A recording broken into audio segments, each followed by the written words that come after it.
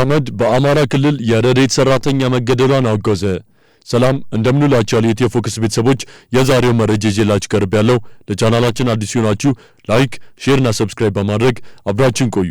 የተባበሩት መንግስታት ድርጅት የእርዳታ ማስተባበሪያ ቢሮ ኦቻ በአማራ ክልል የእርዳታ ድርጅት ሰራተኛ መገደሏን አስታወቀም። ድርጊቱን በማውገዝ የረድኤት ድርጅት ሰራተኞች ከለላ እንዲደረግላቸውም ጠይቋል። በአማራ ክልል ሰሜን ወሎ ዞን አንጎት ወረዳ በመንግስት ኃይሎችና በአካባቢው በሚንቀሳቀሱ ታጣቂዎች መካከል ተከስቶ በነበረው ግጭት በተካሄደ የተኩስ ልውውጥ በከፍተኛ ሁኔታ ቆስላ የነበረችው የረድኤት ድርጅት ሰራተኛዋ ማህሌት ስጦታው አበራ መሞቷን አስታውቋል። ድርጊቱንም አውግዟል። የማስተባበሪያ ቢሮው የኢትዮጵያ ጊዜያዊ ተወካይ አቢባ ቶዋኔ ማህሌት በክልሉ ለሚንቀሳቀሰው የአማራ መልሶ ማቋቋምና ልማት ድርጅት ኦርዳ ሰራተኛ መሆኗን በመጠቆም ድርጊቱን በማውገዝ መግለጫ ማውጣታቸውንም አስታውቋል። የማስተባበሪያ ቢሮው ሰኔ 19 ቀን 2017 ዓ.ም ባወጣው መግለጫ ማህሌት በተኩስ ልውውጡ ጉዳት የደረሰባት በአካባቢው የእርዳታ እህል አቅርቦት የሚያስፈልጋቸውን ሰዎች በተመለከተ መረጃ እያሰባሰበች በስራ ላይ በነበረ የማስተባበሪያ ቢሮው ሰኔ 19 ቀን 2017 ዓ.ም ባወጣው መግለጫ ማህሌት በተኩስ ልውውጡ ጉዳት የደረሰባት በአካባቢው የእርዳታ እህል አቅርቦት የሚያስፈልጋቸውን ሰዎች በተመለከተ መረጃ እያሰባሰበች በስራ ላይ በነበረችበት ወቅት ነው ብሏል።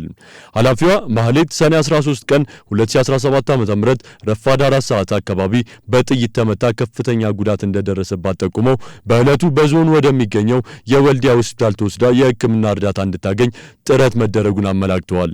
ነገር ግን ማትረፍ አለመቻሉንም ገልጸዋል። የመንግስታቱ ድርጅት በተያዘው የፈረንጆቹ 2025 በኢትዮጵያ በስራ ላይ ያለ የተገደለ የመጀመሪያ ሰራተኛቸው ነው ሪፖርት ያደረገው። ባሳለፍነው የፈረንጆቹ ዓመት 2024 በመላ ሀገሪቱ 10 የረድኤት ሰራተኞች ተገድለዋል ብሎ የመንግስታቱ ድርጅት ሪፖርት ማድረጉ ይታወሳል። ከተገደሉት የእርዳታ ሰራተኞች መካከል 8ቱ በአማራ ክልል መሆኑንም ጠቁመዋል። ኃላፊዋ አቢባ ቶዋኔ ፎል ለተጎጂ ቤተሰቦችና ባልደረቦቿ ባስተላለፉት የያዘን መግለጫ የተሰማኝን ጥልቅ ሐዘን የማስተላልፈው ለሟች ቤተሰብና በኢትዮጵያ ውስጥ ላለው የሰብአዊ ረድኤት ሰራተኞች ነው ሲሉም ገልጸዋል።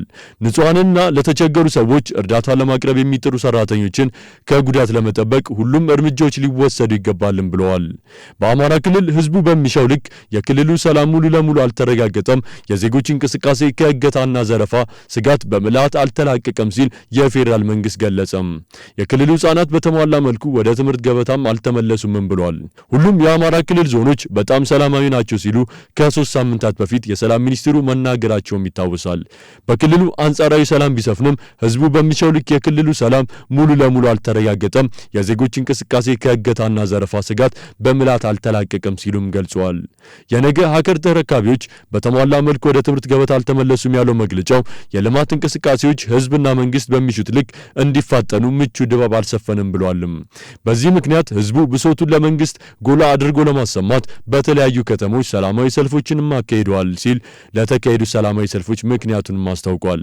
የአማራ ክልል ህዝብን ጥያቄዎች ለመመለስ ከክልሉ ህዝብ ከክልሉ አስተዳደርና የጸጥታ ኃይል ጋር በመገናኘት መንግስት የላቀ ጥረት ያደርጋል ያለው የፌዴራል መንግስቱ የኮሚኒኬሽን አገልግሎት መግለጫ ህዝቡ ከመንግስት ጋር በመቀናጀት ሰላሙን ለመጠበቅ ያሳየውን ቁርጠኝነትም አደንቃለሁም ብለዋል።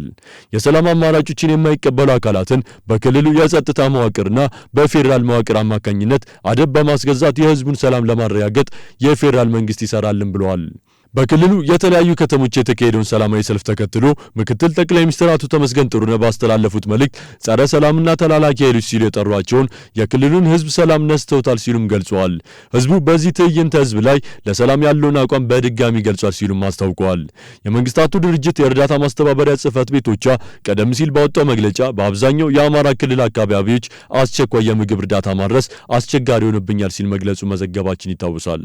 ማስተባበሪያ ጽህፈት ቤቱ በበርካታ የክልሉ ቦታዎች በጸጥታ ችግር ምክንያት የምግብ እርዳታ ማድረስ በጭራሽ የማይቻልባቸውና በከፊል የሚቻልባቸው በርካታ ቦታዎችን በምስል አስደግፎ ማቅረቡ በዘገባው ተገልጿል።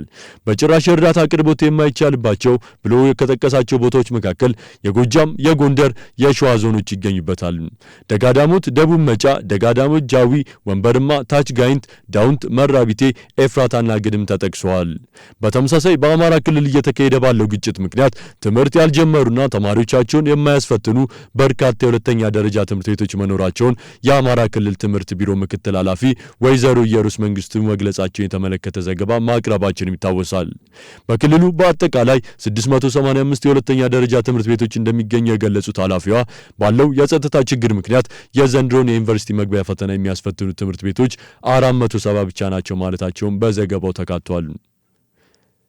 አድማጭ ተመልካቾቻችን ለዛሬ ያዝንላችሁ መረጃዎች እነዚህን ይመስሉ ነበር። በሌሎች መረጃዎች እስክንገናኝ ሰናይ ቀን